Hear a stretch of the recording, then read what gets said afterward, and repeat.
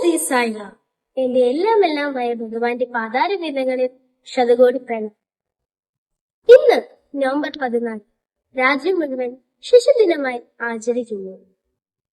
1965 November 14 ഹിന്ദുപ്പൂർ higher secondary school വിദ്യാർത്ഥികളോട് സംസാരിക്കുന്നു ഭഗവാൻ ഊന്നൽ നൽകിയത് രാജ്യത്തിന്റെ ഉത്തമ കുട്ടികളായി തീരുമാനം, സത്യം പാലിക്കാനും ധർമ്മം പിന്തുടരാനും മാതാപിതാക്കളെയും അധ്യാപകരെയും ആദരിക്കാനും ഉപനിഷത്തുകൾ ആഹ്വാനം ചെയ്തിട്ടുള്ള രാഷ്ട്രമാണ്.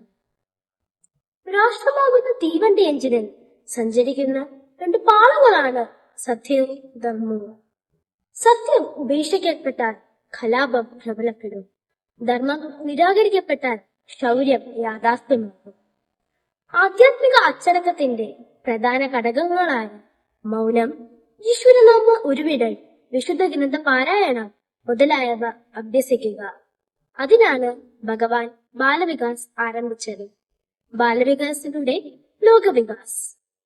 1991 ഭഗവാൻ പ്രൈമറി സ്കൂൾ വിദ്യാർത്ഥികളോട് സംസാരിക്കുന്നു. പരിശുദ്ധ ഹൃദയമുള്ള ഭാവി തലമുറയെ വാർത്തെടുക്കാനുള്ള പ്രധാന ഘടകം ആധ്യാത്മികതയാണ്. അതിനാൽ ഓരോ കുട്ടികൾക്കും ആധ്യാത്മിക പഠനം അനിവാര്യമാണ്. ജയ് സായിറാം.